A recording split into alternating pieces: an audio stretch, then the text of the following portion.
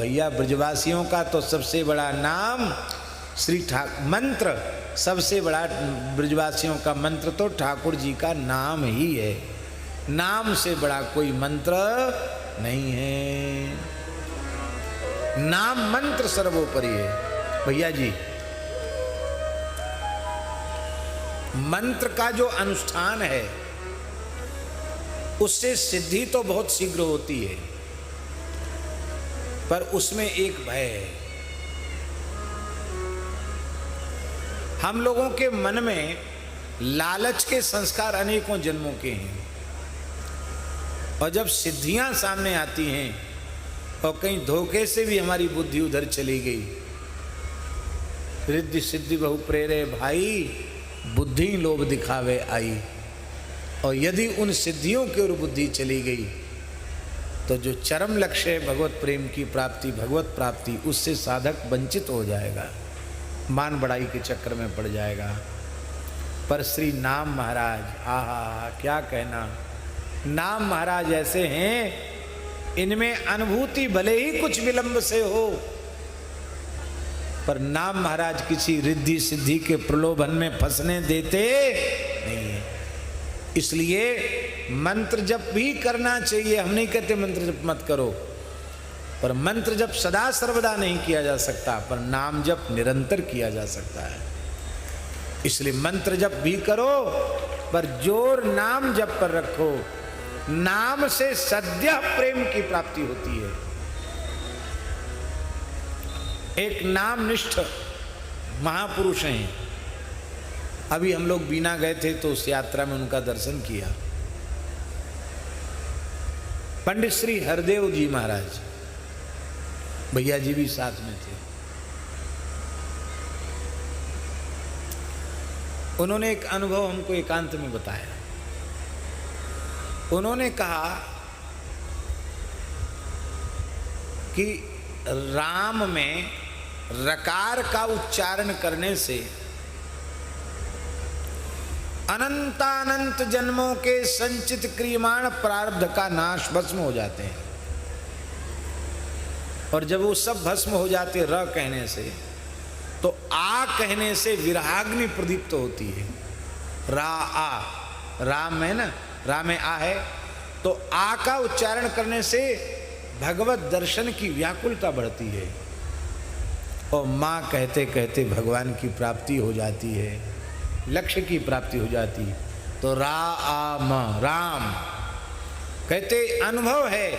इस प्रकार से जब राम नाम का उच्चारण होगा तो एक ही राम नाम के उच्चारण में भगवत प्राप्ति हो जाएगी। राम। और भैया जी कैसा विचित्र परिवार देखा, सबके होठ हिल रहे, सबके नाम जब चल रहा, पुत्र हो, पुत्री हो, पत्नी हो,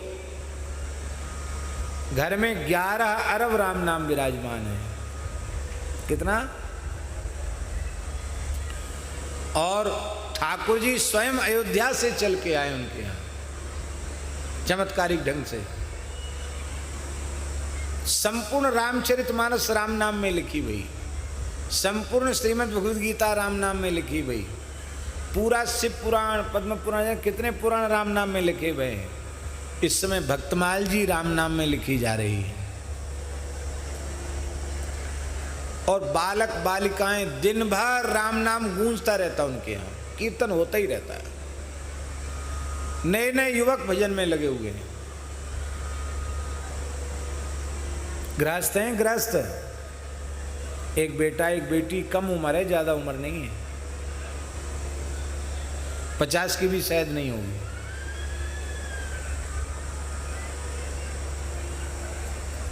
पैंतालीस के करीब होगी। और महाराज जी कोई काम नहीं करते हैं, ना एक पैसा की काऊ की नौकरी है,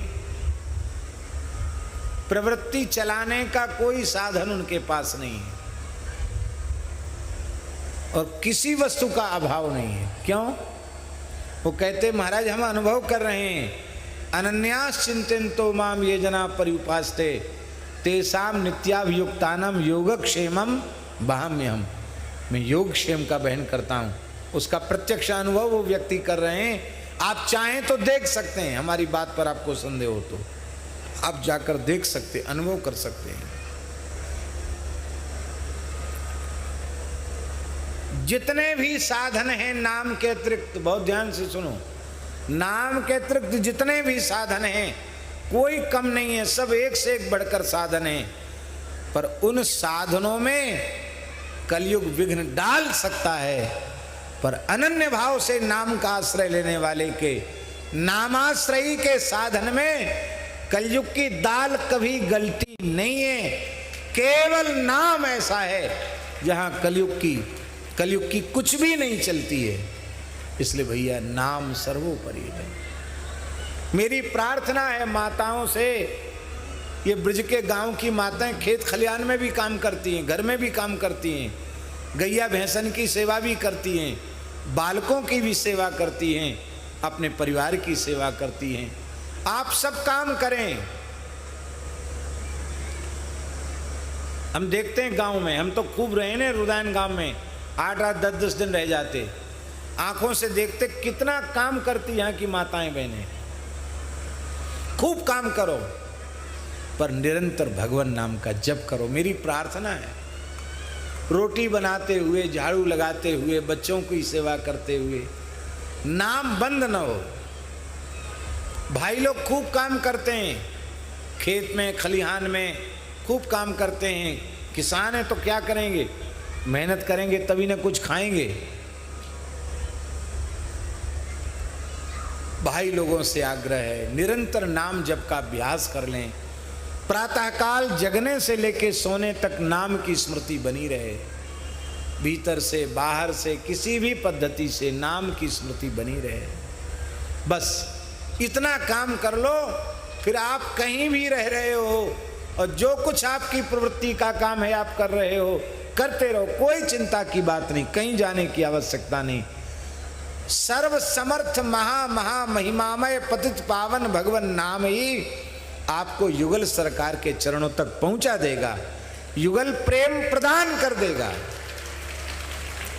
सब कुछ नाम से होने वाला है। मेहंदी की पत्ती में लालिमा दिखाई पड़ती है क्या? कोई मशीन से उसका अर्क निचोड़ा जाए तो कैसा निकलेगा? लाल की हरा, हरा निकलेगा। और उस पत्ती को सिल पर धर के लोढ़ी से पीसो तो पीसने वाले के हाथ लाल हो जाएंगे। ऐसी भैया हरि नाम तो मेहंदी की हरी हरी पत्ती है और ठाकुर जी ने ये तो दे दी है सिल, ये है लोढ़ी। इस लोढ़ी के बीच में रख के हरि नाम की पत्ती को खूब रगड़ो रगड़ो, रगड़ते रहो रगड़ते रहो तो लाली मेरे लाल की जित देखूं चित लाल, लाली देखन मैं चली मैं भी हो गई लाल, मैं भी हो गई लाल, मैं भी हो गई लाल। एक लोहार की दुकान में लोहे का काम करने वाला, अपनी ही दुकान थी उसकी, गरीब आदमी, तो उसने, बच्चे ने मुझसे कहा, गुजरात की बात है, सौराष्ट्र की, हमारे पूज्य गुरुदेव का शरणागत परिवार भक्तमाली जी का, तो एक 15-16 साल के लड़के ने हमसे कहा कि महाराज जी हम तो दुकान में घन पीटने का काम करते हैं और फिर इतने थक जाते हैं काम करके आते हैं कि फिर खा पी के सो जाते हैं। महाराज की कृपा से हो जाता है, हम कैसे भजन करें? आपने नाम की महिमा बहुत सुनाई है। तो ऐसी मेरे मन में पता नहीं क्या आया, हमने कहा कि घन तो बजाते ही हो, ऐसे पटकते हो, राम राम राम राम ऐसे भीतर से किया करो।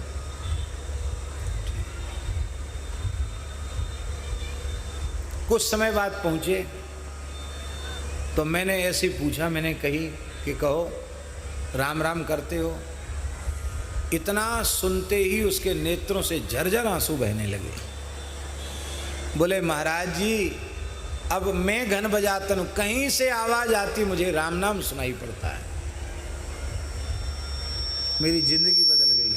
कहते पहले बिना राम नाम लिए घन पीटता था तो परेशान था, अब हमने नौकर रख लिए, अब मशीन आ गई है हमारे यहाँ, और महाराज अब गाड़ी ले लूँगा तो गाड़ी में आपको घुमाऊंगा। बोलो वृंदावन बिहारी। समझ में आई बात नहीं आई?